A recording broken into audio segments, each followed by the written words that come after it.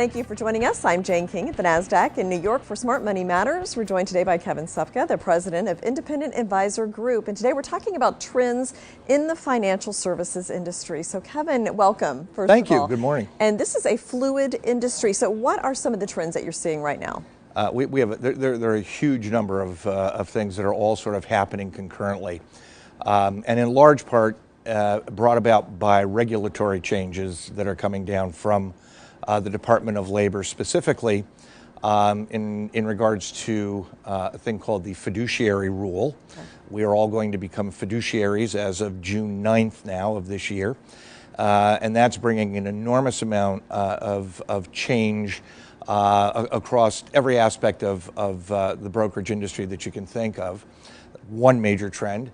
Second major trend is the whole issue of succession planning, which is becoming ever more important due to the aging demographic of the advisor force out there and the lack of succession planning that's been going on.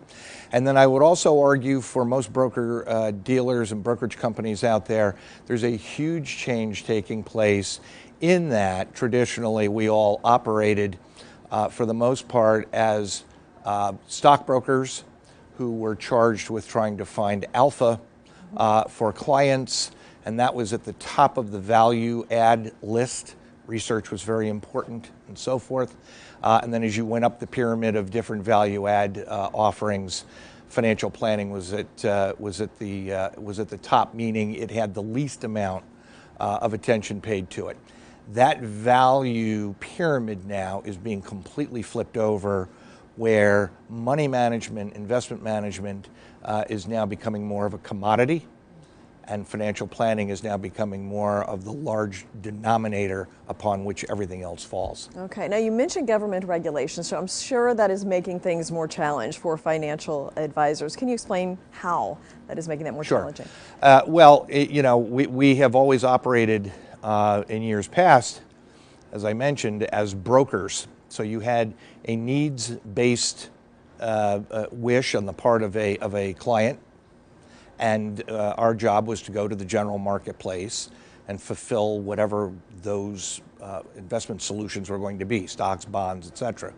And for that we were paid a commission and or paid a fee. What is now happening with this fiduciary rule is that we are now being asked to do and find investments that are absolutely in our client's best interest. And that means going down to providing